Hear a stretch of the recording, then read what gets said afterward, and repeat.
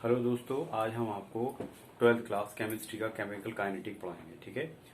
और chapter start करने से पहले हमारा यूट्यूब चैनल को सब्सक्राइब करें और लाइक करें ताकि नेक्स्ट वीडियो आपको मिल जाए। तो केमिकल काइनेटिक में हम सबसे पहले बता रहे हैं आपको what is chemical kinetic. Chemical kinetic क्या होता है? केमिस्ट्री की ऐसी ब्रांच जिसमें रेट ऑफ रिएक्शन को अफेक्ट करने वाले फैक्टर और मैग्नीज्म का स्टडी किया जाता है, तो उसे हम बोलते हैं केमिकल काइनेटिक। ठीक है, उसको क्या बोलते हैं? Chemical kinetic. इसके अलावा हम इस चैप्टर में क्या क्या स्टडी करने वाले हैं, लेकिन इस वीडियो के अंदर हम क्या क्या स्टडी करने वाले हैं, तो यहाँ पर हम देखेंगे सबसे पहला हमारे पास रेट ऑफ रिएक्शन, उसमें आएगा हमारे पास एवरेज रेट ऑफ रिएक्शन और इंस्टेंटेनियस रेट ऑफ रिएक्शन। इसके अलावा जो आता है न्यूमेरिकल, इस पर न्यूमेरिकल आएंगे, वो स्टडी करेंगे हम इसमें। इसके अलावा रेट एक्सप्रेशन, और इसके अलावा order of reaction, unit of rate constant और न्यूमेरिकल। तो सबसे पहले हम स्टार्ट करते हैं rate of reaction. Rate of reaction क्या होता है? What is rate of reaction? उससे पहले हम आपको एक चीज और बताना चाहते हैं कि केमिकल रिएक्शन। केमिकल रिएक्शन क्या होती है कि जब कोई केमिकल रिएक्शन होती है तो उसमें दो या दो से अधिक रिएक्टेंट आपस में रिएक्ट करके प्रोडक्ट में चेंज हो जाते हैं। सपोज करो जैसे ये एक रिएक्टेंट है और वो प्रोडक्ट में चेंज हो रहा है। ठीक है, तो जो रिएक्टेंट है, जब रिएक्टेंट आपस में रिएक्ट करते हैं तो प्रोडक्ट बनाते हैं। तो इसका मतलब क्या हुआ कि उसकी जो कंसंट्रेशन है उसमें चेंजिंग आता है। जब ये आपस में दो या दो से अधिक रिएक्टेंट रिएक्ट करेंगे तभी तो प्रोडक्ट बनेंगे। तो इसका मतलब क्या होगा कि इनकी रिएक्टेंट की रिएक्टेंट जो कंसंट्रेशन है उसमें चेंजिंग आ रहा है और हमारे पास प्रोडक्ट बन रहा है। मतलब ये डिसअपियर हो रहा है और ये अपियर होगा। ठीक है, तो इसका मतलब क्या हुआ, हमारे पास क्या मतलब निकला यहाँ पर? इसका मतलब आता है कि जो रिएक्टेंट है और प्रोडक्ट की कंसंट्रेशन, जो रिएक्टेंट की और प्रोडक्ट की कंसंट्रेशन टाइम के साथ जो चेंजिंग हो रही है तो उसे हम बोलते हैं रेट ऑफ रिएक्शन। एक बार फिर से बोलते हैं कि the changing of concentration of reactant product with time that is called as, क्या बोलेंगे उसको? That is called as rate of reaction. Rate of reaction for example के लिए सपोज करो जैसे at time T one, at time T one at time T one, तो at time T one पर जो हमारे पास कंसंट्रेशन ऑफ रिएक्टेंट R1 हो गई। ठीक है, और at time T2 concentration of product P1 हो गई। ठीक है, अब इसके अलावा जो होता है इसी तरीके से अगर टाइम दूसरा लेते हैं हम, जैसे सपोज करो दूसरा टाइम है at time T2 concentration of reactant R2 हो गई, और एट टाइम T2 पर कंसंट्रेशन ऑफ प्रोडक्ट P2 हो गई, है ना। तो यहाँ पर जो है सबसे पहले हमारा जो यहाँ पर जो जाएगा, ये हमारे पास जो रिएक्टेंट है वो प्रोडक्ट में चेंज हो रहा होगा, तो जो disappearance of rate of disappearance of reactant क्या होगा यहाँ पर? Rate of disappearance of reactant, या फिर रिएक्टेंट देखते, रिएक्टेंट ये जाएगा आपका माइनस, ये जाएगा आपका R2 minus R1 upon T2 minus T1। यहाँ जो आएगा ये जाएगा, या फिर हम इसको ही ऐसे लिख सकते हैं minus delta R upon delta T। इसका मतलब क्या हुआ कि माइनस जो रिप्रेजेंट कर रहा है, ये रिप्रेजेंट कर रहा है कि इसकी कंसंट्रेशन, मतलब रिएक्टेंट की कंसंट्रेशन वो डिक्रीज हो रही है किसके साथ? टाइम के साथ। अब हम इसको ग्राफिकली देखें तो ग्राफिकली कैसे जाएगा? ग्राफिकली जाएगा यहां पर, यहां रेट ऑफ, ये जाएगा आपका कंसंट्रेशन और कंसंट्रेशन ऑफ रिएक्टेंट, और ये जाएगा टाइम। तो यहाँ पर देखेंगे कि ये किस किस कंडीशन में जाएगा।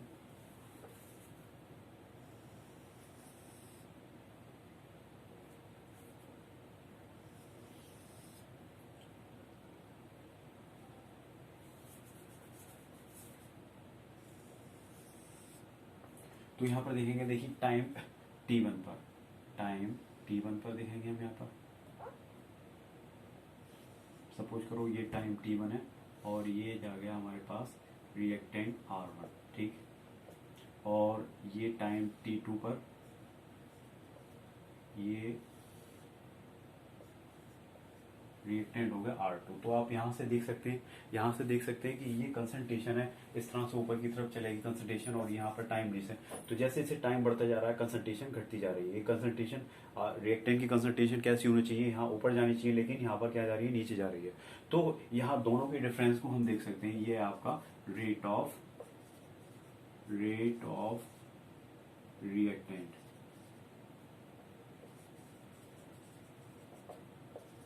ये आ गया आपका रेट ऑफ रिएक्टेंट। तो इस तरीके से हम ये कह सकते हैं कि जो कंसंट्रेशन है, रिएक्टेंट की कंसंट्रेशन है, वो टाइम के साथ कैसी हो जाती है, डिक्रीज होती जाती है। अगर हम यहाँ पर देखेंगे तो ये तो हो गई डिक्रीज हो गई, किसकी हो गई डिक्रीज, रिएक्टेंट की कंसंट्रेशन, ठीक है। अगर हम प्रोडक्ट में देखेंगे, प्रोडक्ट में किया जाएगा प्रोडक्ट के लिए हम क्या देख सकते हैं, प्रोडक्ट के लिए, तो प्रोडक्ट के लिए हम ऐसे देख सकते हैं, देखिए यहाँ पर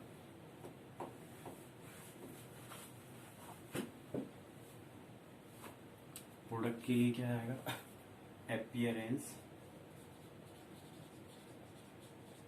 ऑफ प्रोडक्ट। तो यहाँ जाएगा आपका P2 minus P1 upon T2 minus T1, ठीक। ये चला गया delta P upon delta T, ठीक। यहाँ पॉजिटिव का निशान दिखा रहा है कि यहाँ पर जो प्रोडक्ट की कंसंट्रेशन है वो बढ़ रही है। कैसे बढ़ रही है यहाँ पर ये भी दिखाएंगे हम आपको।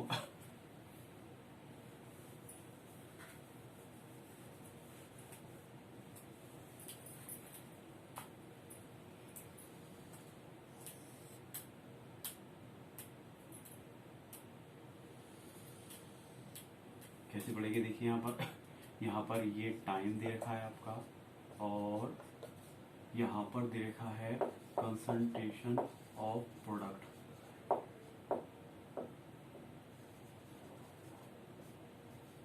तो यहाँ पर हम देखेंगे कि टाइम t1 में देखेंगे, यहाँ पर t1 टाइम पर ये कंसंट्रेशन ऑफ प्रोडक्ट जो हो गया, प्रोडक्ट की कंसंट्रेशन P1 थी। और यहाँ पर देखेंगे t2 टाइम पर कंसंट्रेशन कैसी है, यहाँ पर ये है P2 ठीक। तो यहाँ से देखेंगे कि यहाँ पर जो यहाँ पर कंसंट्रेशन टाइम के साथ बढ़ रही है। कैसे बढ़ रही है, देखिए यहाँ पर ये थी यहाँ पर, और यहाँ T1 पर ये थी यहाँ पर, ठीक है, और T2 पर ये थी, तो ऊपर की तरफ जा रही है। तो यहाँ पर देखेंगे जो रेट ऑफ प्रोडक्ट जो आएगा वो आपका ये जाएगा, रेट ऑफ प्रोडक्ट, ठीक। रेट ऑफ प्रोडक्ट ये आ गया आपका। तो हम कह सकते हैं कि रेट ऑफ रिएक्शन जो दे रखा है उसकी कंसंट्रेशन, उसमें रिएक्टेंट की कंसंट्रेशन टाइम के साथ कैसी होती है, डिक्रीज होती है, और प्रोडक्ट की कंसंट्रेशन जो होती है टाइम के साथ कैसी होती है, इंक्रीज होती है, ठीक है। अब हम बात करेंगे यहाँ पर बात करेंगे एवरेज और इंस्टेंटेनियस रेट ऑफ रिएक्शन की, एवरेज और इंस्टेंटेनियस रेट ऑफ रिएक्शन की बात करेंगे।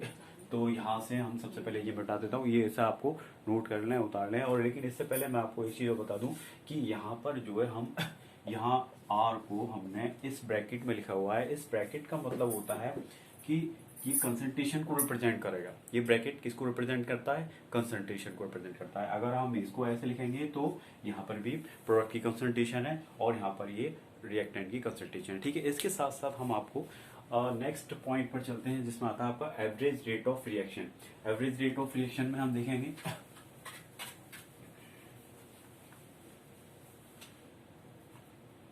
एवरेज रेट ऑफ रिएक्शन, ठीक है। एवरेज रेट ऑफ रिएक्शन में देखेंगे it is defined the rate of reaction measure over a long period of time. मतलब अगर हम किसी भी रिएक्शन का रेट मेजर करते हैं एक लॉन्ग पीरियड के बाद तो उसे हम बोलते हैं एवरेज रेट ऑफ रिएक्शन। कैसे रिप्रेजेंट करेंगे इसको, एक रिएक्शन के द्वारा रिप्रेजेंट करेंगे। कैसे रिप्रेजेंट करेंगे, सपोज करो जैसे आपका ए दे रखा है, A plus B is equal to हो गया सी प्लस डी और डी। ठीक है, यहाँ पर दे रखा है, यहाँ दे रखी है इसकी ये जो दे रखा है स्मॉल, ये जो दे रखा है इसकी मोल दे रखी है, स्मॉल बी मोल दे रखा है सी। तो ये रिएक्टेंट है, ठीक है, ये प्रोडक्ट है। अब हम उसको कैसे रिप्रेजेंट करेंगे? सपोज करो इसका एवरेज, ए का एवरेज रेट ऑफ रिएक्शन निकालना है, ठीक है। तो यहाँ पर हम कैसे निकालेंगे? रेट इक्वल टू आ गया माइनस 1/A और A अपॉन डेल्टा टी। ठीक है, यहाँ पर माइनस जो रिप्रेजेंट करता है ये रिएक्टेंट की कंसंट्रेशन को डिक्रीज कर रहा है, ठीक है। बी, इसी तरीके से हम बी को निकाल सकते हैं और सी को निकाल सकते हैं।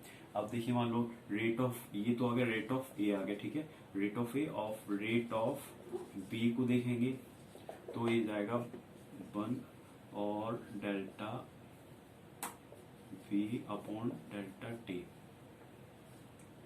ठीक, इसी तरीके से ये तो हो गया रिएक्टेंट के लिए। साफ साफ बता रहा है यहाँ पर नेगेटिव साइन की इसकी कंसंट्रेशन में, रिएक्टेंट की कंसंट्रेशन में डिक्रीज हो रहा है, ठीक है। अब हम देखेंगे प्रोडक्ट में देखेंगे तो रेट ऑफ सी है ना, तो ये जाएगा आपका 1/C। आप इसमें प्लस लगाइए मत लगाइए, ठीक है, बात एक ही पड़ेगी। तो यहाँ पर आएगा आपका C अपॉन डेल्टा। इसी तरीके से आएगा रेट ऑफ डी, तो ये जाएगा प्लस 1/D और D अपॉन डेल्टा टी। ठीक है, तो ये हो गया हमारा, क्या हो गया? ये आ गया एवरेज रेट ऑफ रिएक्शन, ठीक है।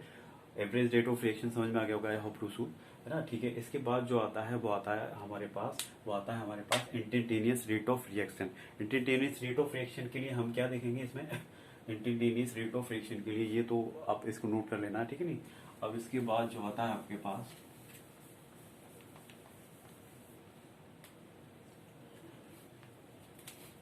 Instantaneous rate of reaction, instantaneous rate of reaction, ठीक है। इंस्टेंटेनियस रेट ऑफ रिएक्शन का मतलब है कि किसी भी रिएक्शन का रेट जब एक वेरी शॉर्ट टाइम में मेजर करते हैं, तो वहां पर हमारे लिए जो यूज होता है वो होता है इंस्टेंटेनियस रेट ऑफ रिएक्शन, ठीक है। अब यहाँ पर क्या करेंगे, जब मेजर फॉर्म में आएगा तो हम डेल्टा की जगह यहाँ पर क्या लिखेंगे? डेल्टा की जगह डिफरेंशियल डी लिखेंगे, ठीक है। तो यहाँ पर क्या जाएगा? सपोज करो रेट, तो यहाँ पर जो जाएगा माइनस डी, है ना, D R upon D T, ठीक है। ये हो गया हमारे पास इंस्टेंटेनियस रेट ऑफ रिएक्शन, ठीक है। अब प्रोडक्ट के लिए लिख सकते हैं, तो रेट इक्वल टू जो आ गया वो आ गया minus D P upon delta T, ठीक है। ये रिप्रेजेंट हो गया, ये आ गया हमारे पास इंस्टेंटेनियस रेट ऑफ रिएक्शन। इसके साथ साथ जो आता है हमारे पास एग्जाम्पल लेकर के लिख के हम इसको रिप्रेजेंट करना चाहते हैं। सपोज करो कोई रिएक्शन दे रखी है तो उसको हम कैसे रिप्रेजेंट करेंगे? कोई रिएक्शन दे रखी है, सपोज करो जैसे हमारे पास है मर्क्यूरी की रिएक्शन, वो क्लोरीन के साथ हो रही है, तो ये हमारे पास बन रहा है Hg क्लोराइड, ठीक है। अब हम इसमें लिखेंगे, इसका हमें मर्क्यूरी का रेट ऑफ रिएक्शन निकालना है, तो ये रिएक्टेंट है, इसको कैसे लिखेंगे? तो यहाँ पर लिखेंगे रेट ऑफ Hg, तो यहाँ पर क्या जाएगा? यहाँ पर जाएगा आपका सीधे वो दे रखा है हमारे पास, यहाँ पर क्या जाएगा? Delta Hg upon delta T, या फिर Cl2 को निकालना हमें, तो यहाँ पर आएगा रेट ऑफ, यह माइनस लगाएंगे, ध्यान रखिए क्योंकि ये रिएक्टेंट है, ठीक है। रेट ऑफ Cl2, ये गया आपके पास delta Cl2 upon delta T, ठीक है। इसके साथ साथ जो हो गया, ये तो हो गया रिएक्टेंट हो गया। अब प्रोडक्ट के लिए देखते हैं, जैसे प्रोडक्ट के लिए क्या जाएगा? तो rate of HgCl2 is equal to जाएगा हमारे पास, ये जाएगा हमारे पास, यहाँ पर प्लस ही रहेगा, और ये delta HgCl2 upon delta T, ठीक है। तो ये हमारे पास जो आ गया वो आ गया हमारे पास, ये सारे के सारे आ गए, ठीक है। इसके साथ साथ जो आता है हमारे पास, अब हम जो लेते हैं ये, इसको हम किसी भी रिएक्शन का हम इस तरीके से रेट निकाल सकते हैं। ये तो आ गए हमारे पास एवरेज रेट और instantaneous way. Rate of reaction यहाँ पर कंप्लीट होता है। इसके बाद जो आता है वो आता है हमारे पास न्यूमेरिकल्स। न्यूमेरिकल्स के लिए हम एनसीईआरटी बुक की हेल्प लेंगे, ठीक है नी। तो इसमें जो पहला न्यूमेरिकल जो दे रखा है हमारे पास,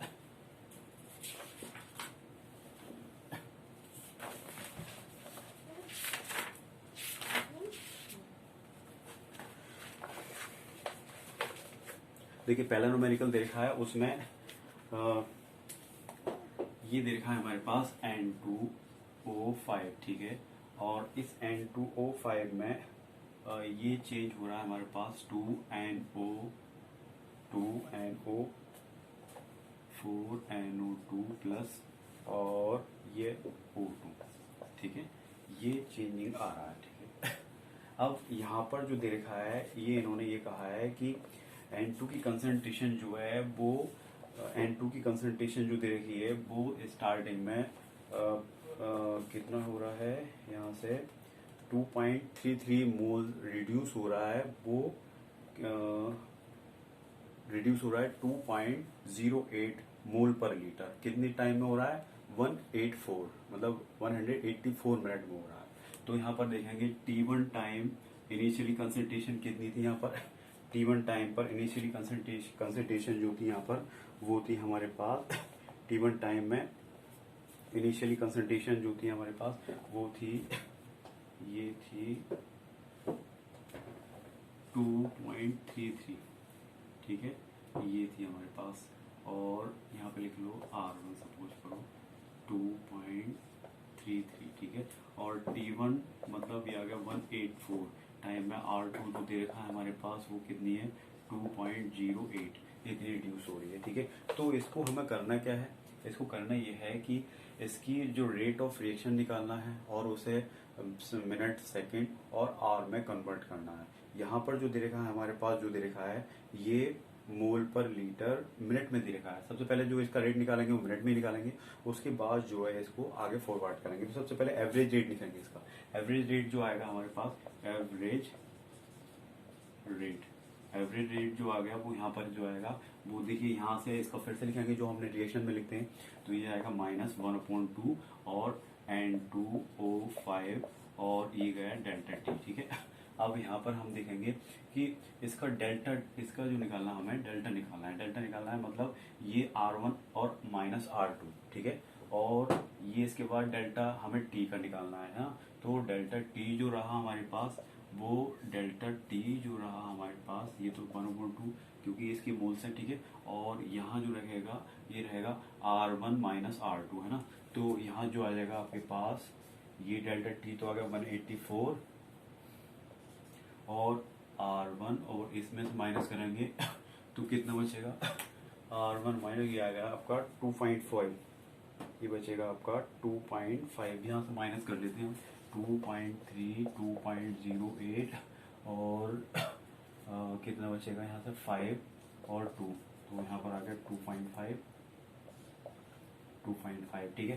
तो ये जो जाएगा ये आएगा आपके पास, ये जो आ जाएगा आपके पास ये आएगा 6.79 इंटू 10⁻⁻4 मोल पर लीटर और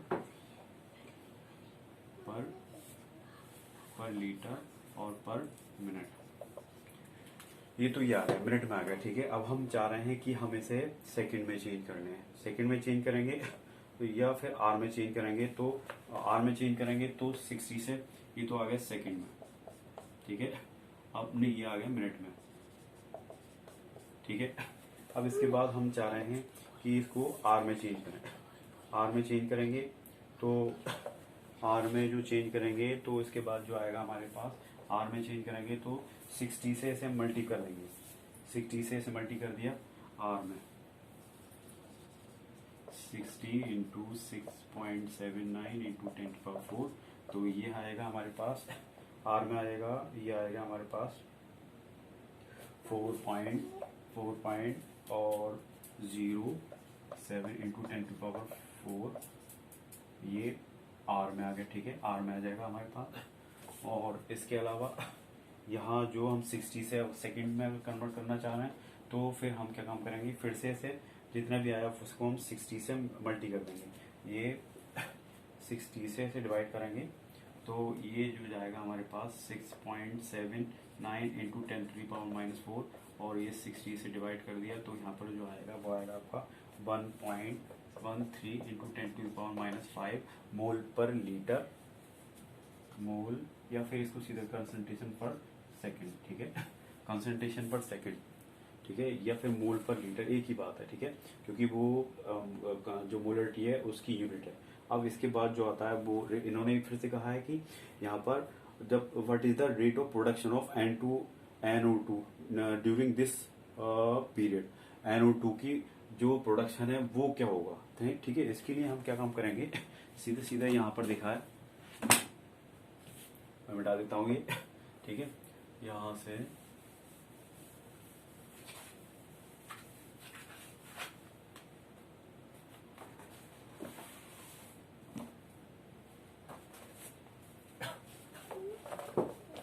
तो सीधे सीधे जो यहाँ से हमें ये निकालना है, फिर से रेट ऑफ निकालना है तो ये आएगा 1/4, ठीक है, और ये जो आएगा हमारे पास 1/4 और delta NO2 upon delta T, ठीक है।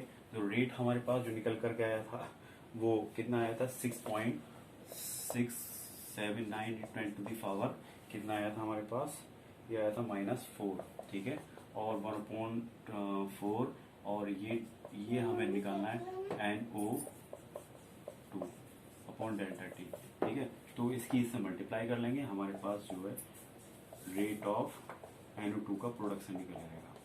तो 4 × 6 × 7 × 10⁻⁻4 और फिर इसके बाद जो इसका प्रोडक्शन हमारे पास आ जाएगा। तो ये हो गया यहाँ पर। इसके बाद जो आता है हम इंटेक्स क्वेश्चन देखते हैं।